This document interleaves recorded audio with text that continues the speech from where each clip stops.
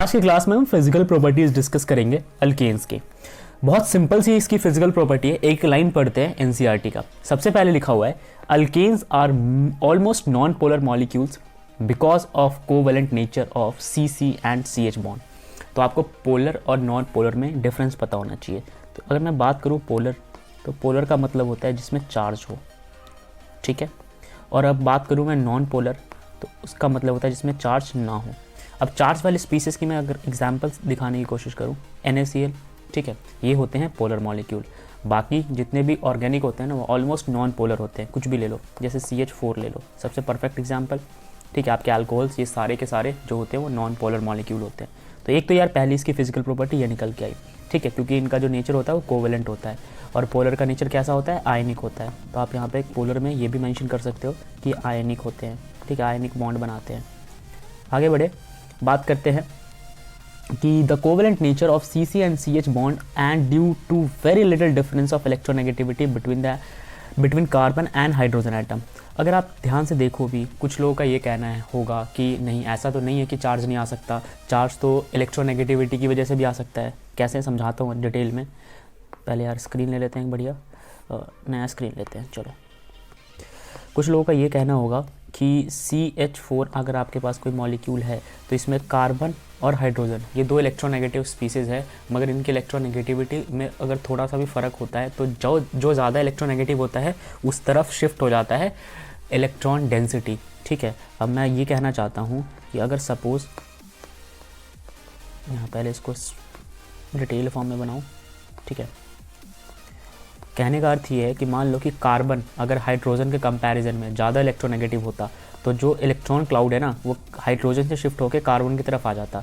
तो अगर कार्बन की तरफ इलेक्ट्रॉन आ जाते हैं, एक तरीके से कार्बन ने क्या कर लिया, गेन कर लिया, तो कार्बन पे आ जाता है नेगेटिव चार्ज, पार्शियल नेगेटिव, और हाइड्रोजन पे आ जाता है पार्शियल पॉजिटिव, इसने लूज़ कर दिया। पर इनकी नेगेटिविटी के बीच में जो डिफरेंस होता है वो इतना ज़्यादा कम होता है कि आप इसमें से ये नहीं कह सकते कि कार्बन ज़्यादा नेगेटिव और हाइड्रोजन कम नेगेटिव है, ठीक है। मतलब ये चार्ज इनका कोई महत्व नहीं है। तो वापस चार्ज का खेल खत्म, तो रह गए भी पोलर से नॉन पोलर रह गए। मतलब पोलर बनने की कोशिश तो किया था इन्होंने, बट ये वापस क्या गए, नॉन पोलर बन गए। ये डिटेल में आपसे पूछेंगे कि इलेक्ट्रोनेगेटिविटी का डिफरेंस तो होता है, बावजूद इसके ये नॉन पोलर क्यों है, तो आप बताओगे होता तो है पर वो इतना माइनर होता है कि आप उसको जो है वो इग्नोर कर सकते हो, ठीक है। चलो, तो एक एक लाइन मैंने आपको समझा दिया। यहाँ पे आगे बढ़ते हैं। They possess weak van der Waals force, okay. इनके बीच में जो वेंटरवॉल फोर्स होता है, अगर आप यहीं पे देखो ना, ये जो बॉन्ड बना हुआ है ना, ये बॉन्ड बना हुआ है, तो बहुत टाइप के बॉन्ड होते हैं और जो भी बॉन्ड होता है वो फोर्स ऑफ अट्रैक्शन से होता है, ये और ये अट्रैक्ट करके जुड़े होते हैं। मगर इनका जो फोर्स ऑफ अट्रैक्शन है वो बहुत वीक होता है, और बहुत वीक फोर्स ऑफ अट्रैक्शन को क्या कहते हैं, वेंटरवॉल, बहुत आसानी से टूट जाएगा, ठीक है। तो ये भी एक बहुत बड़ा कारण होता है कि ये नॉन पोलर होते हैं, ठीक है। पोलर बहुत स्ट्रांग होते हैं, इतनी जल्दी नहीं टूटेंगे। आगे बढ़े, उसके बाद बोला हुआ है due to weak forces the first 4 member C1 to C4 are gaseous. तो इतने कमज़ोर होते हैं ना कि वो गैसियस फॉर्म में मिलते हैं। आपको मीथेन वगैरह आपने सुना होगा, गैसियस फॉर्म में होते हैं। अगर थोड़े से अगर कार्बन की संख्या बढ़ा दो, मान लो कि 5 से 17 तक का एग्जाम्पल ले, तो वो लिक्विड में आते हैं। And those containing 18 carbon atom और मोर आर सॉलिड एट 298 केल्विन। यानी कि 3 तरीके से क्लासीफाई कर दिया गया। कार्बन 1 से लेके कार्बन 5 तक वाले तो जो होते हैं ज़्यादातर आपको गैस में मिलेंगे, इतने कमज़ोर होते हैं बेचारे। बात करते हैं कार्बन 5 से लेके कार्बन 18 तक, 17 लगभग, तो ये आपको लिक्विड फॉर्म में मिल जाएंगे। अभी भी कमज़ोर है तभी तो लिक्विड में मिल रहे हैं। कार्बन 18 से लेके आप इन्फिनिटी तक चलो, मान लो ये मिलेंगे आपको सॉलिड। अब ऐसा नहीं है कि ये सॉलिड मिलेंगे तो बहुत मजबूत है, ये सॉलिड इसलिए है क्योंकि इनमें संख्या ज़्यादा है कार्बन की, अदरवाइज और कोई रीजन नहीं था इनके सॉलिड होने का, और वो भी 298 केल्विन पे, ठीक है। तो यार ये सारी चीज़ें आप समझ गए, इनकी फिजिकल प्रॉपर्टीज़ में ही सब कुछ काउंट होगा। आपसे पूछेंगे अलग से कि कब अल्केन केमिकली सॉलिड बिहेव करता है, कब लिक्विड बिहेव करता है, तो you have to answer in this form. ये सब फिजिकल प्रॉपर्टी है।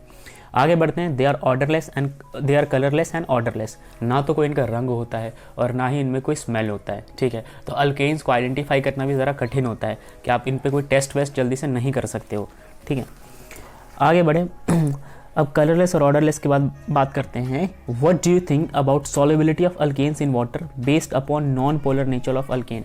अब सवाल तो बढ़िया है ना, जैसा बताया गया है आपको कि यार ये होते हैं नॉन पोलर। अब जो नॉन पोलर होते हैं ना वो पानी में जल्दी डिजॉल्व नहीं होते, इसका भी कारण समझ लो डिटेल में। देखो पानी क्या होता है, जिस मान लो कि इसके अंदर हाइड्रोजन हो, वाटर हो, तो मैं यहाँ पे लिख रहा हूँ H2O। अभी H2O जो है ना ये ब्रेक हो जाएगा H पॉजिटिव और OH नेगेटिव में। तो पानी में कोई चीज़ आके घुले, वो ऐसा सब्सटेंस होना चाहिए जो खुद भी ब्रेक हो जाए, तब जाके पानी उसको अलाउ करता है। जैसे पानी खुद ब्रेक हो रहा है ना, तो पानी भी चाहता है कि जो इसमें आए वो भी ब्रेक होने वाला सब्सटेंस हो। अब इसको मैं मिटा देता हूँ और यहाँ पे लिखता हूँ मान लीजिए NaCl आपके लिए, ठीक है। तो अगर मान लीजिए NaCl आता है और आपको पता है नमक पानी में घुल जाता है, केवल और केवल इस वजह से घुलता है कि Na और Cl अलग हो सकता है, आयनाइज हो सकते हैं, डिसोशिएट हो सकते हैं, ठीक है। तो ये पानी में घुल जाते हैं। तो पोलर मॉलिक्यूल्स पानी में घुलते हैं, कारण समझ आ गया क्यों घुलते हैं। अब अगर आपको मैं बोलूँ कि CH4 को इसमें पानी में डुबाओ, तो CH4 तो पोलर है ही नहीं, CH4 कैसा है, नॉन पोलर। अभी अगर ये नॉन पोलर है तो फिर ये पानी में क्यों घुलेगा, पानी में तो नहीं घुलेगा। तो अगर आपसे मैं बोलूँ कि अल्केन पानी में डिजॉल्व होता है, तो आपका स्ट्रेट फॉरवर्ड आंसर होना चाहिए नो, मगर कुछ एक्सेप्शन हो सकते हैं, उसको डिस्कस करते हैं हम यहाँ पे। Okay, Petrol is a mixture of hydrocarbon and is used as a fuel for automobiles. Petrol and lower fractions of petroleum are also used for dry cleaning of clothes to remove grease stain. On the basis of this observation, what do you think about the nature of the greasy substance? तो एक question अभी भी हमारा बचा हुआ है कि क्या डिजॉल्व होगा नहीं होगा। उससे पहले एक और क्वेश्चन आ गया हमारे पास कि अगर आप सोच के देखो, जो पेट्रोल होता है ना, वो एक प्रकार से हाइड्रोकार्बन से ही बना होता है, हाइड्रोजन और कार्बन के कॉम्बिनेशन से बना होता है, सबको पता ही बात। और इसका इस्तेमाल हम फ्यूल्स के तौर पे करते हैं ऑटोमोबाइल्स में। अब इंटरेस्टिंग फैक्ट ये है कि petrol and lower fraction of petroleum are also used for dry cleaning of clothes. आपने देखा होगा ना कि जब ड्राई क्लीनिंग कराते हैं तो पेट्रोल से ड्राई क्लीनिंग करते हैं। अगर आप किसी चीज़ को पेट्रोल से धो ना, तो उस पर जितने भी ग्रीस वगैरह या फिर जितने भी स्ट्रेन्स वगैरह होते हैं, मोस्टली वो उड़ जाते हैं, हट जाते हैं उसके साथ। मतलब पेट्रोल एक तरीके से क्लीनिंग का काम कर रहा है। अब सोचने वाली बात है, क्लीनिंग का काम कर रहा है, कहीं ना कहीं तो पानी का लॉजिक होगा यहाँ पे। वेल, आगे बढ़ते हैं।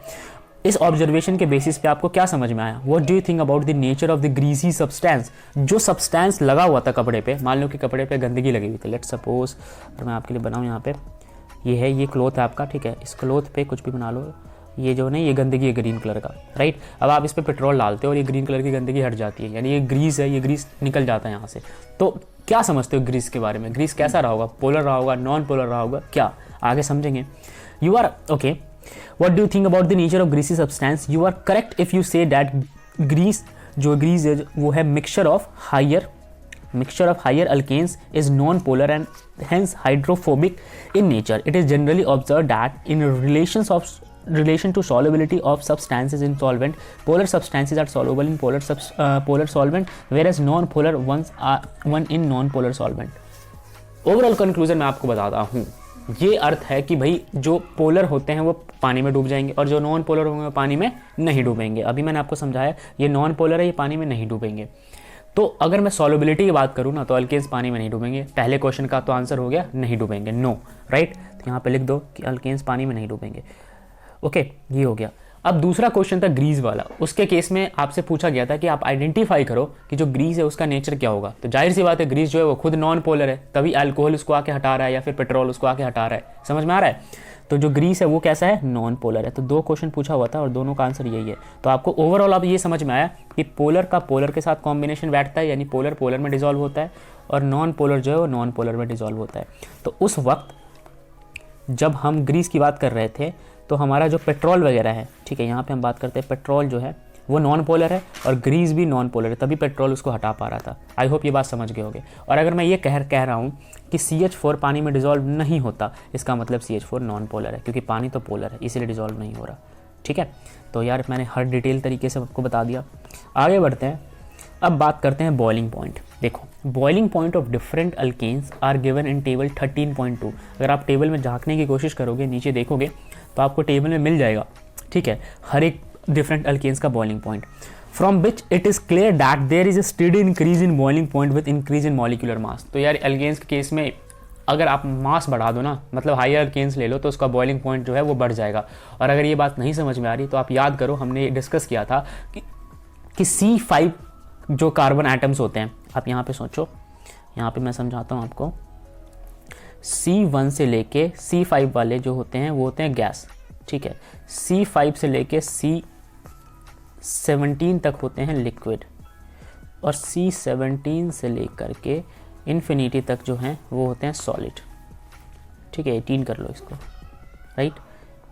अब आप खुद सोच के देखो, जैसे जैसे आप नीचे आ रहे हो आपको सॉलिड फॉर्म में चीज़ें ज़्यादा मिल रही है, तो भाई फिर बॉइलिंग पॉइंट भी तो उसका बढ़ेगा ना, जो जितना सख्त होगा जितना कठोर होगा उसको उबालना उतना ही मुश्किल। मेल्टिंग पॉइंट के साथ भी सेम खेल हो जाएगा।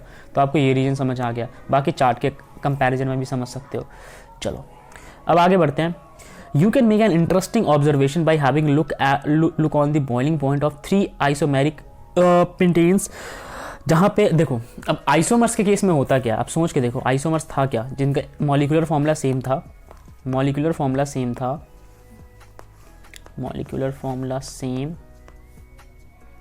और स्ट्रक्चर जो था वो डिफरेंट था। मतलब मैं ये कहूँ सपोज कि C5H12, ठीक है, C5H12 एक आइसोमर है, ठीक है, यह एक स्ट्रक्चर है, इसके 3 आइसोमर्स बनाओ, ठीक है, जितने बन जाए उतने बना लो, मैं 3 की बात कर रहा हूँ। अब रहेंगे तो उसमें भी C5H12, ठीक है, बस दिखने में थोड़ा अलग तरीके से होंगे। हो सकता है भाई एक तो ऐसा हो, ठीक है, हो सकता है एक ऐसा हो, 5 कार्बन ऐसे हो, दूसरे केस में ऐसा हो सकता है, यहाँ से मिटा के मैं यहाँ बनाता हूँ, हो सकता है एक ऐसा हो, 1 2 3 4 और एक यहाँ पे आपने अटैच कर दिया, ठीक है। ये भी कंडीशन हो सकता है कि एक ऐसा हो कि यार यहाँ पे अटैच कर दिया, यहाँ से भी हटा दिया आपने, ठीक है। तो इन केसेस में क्या हो रहा है, इन केसेस में स्ट्रक्चर ही तो बदल रहा है। अब आपसे सवाल पूछा गया है कि मॉलिक्यूलर फॉर्मूला सेम रहते हुए अगर स्ट्रक्चर डिफरेंट हो जाता है तो क्या उनमें आपस में बॉइलिंग पॉइंट में कोई फ़र्क दिखेगा? यस, उनमें आपस में भी बॉइलिंग पॉइंट में फ़र्क दिखेगा, ठीक है। अब जो स्ट्रक्चर जितना ज़्यादा क्लोज होगा, जितना ज़्यादा कॉम्पैक्ट होगा, जितना ज़्यादा हार्ड होगा, उसका बॉइलिंग पॉइंट अपने आप बढ़ जाएगा, बेशक उन दोनों का मॉलिक्यूलर फॉर्मूला सेम हो। आप यहाँ देखो एक्सपेंडेड फॉर्म में इसको तोड़ना थोड़ा आसान है कंपैरिजन टू यहाँ, क्योंकि यहाँ पे सॉलिडिटी थोड़ी ज़्यादा इंक्रीज़ कर जाती है। समझ में आ गया? तो बेशक इसका फॉर्मूला भी यही है और इसका फॉर्मूला भी यही है, मगर आप फिर भी कहोगे कि बॉइलिंग पॉइंट इसका इंक्रीज़ करेगा रिलेटिवली इसके, ठीक है। तो हर एक डिटेल से मैंने आपको अल्केन की फिजिकल प्रॉपर्टी लगभग समझा दिया, ठीक है। अब नेक्स्ट क्लास से हम पढ़ेंगे केमिकल प्रॉपर्टीज, और केमिकल प्रॉपर्टीज में शुरुआत करेंगे सब्स्टिट्यूशन रिएक्शन से। तब तक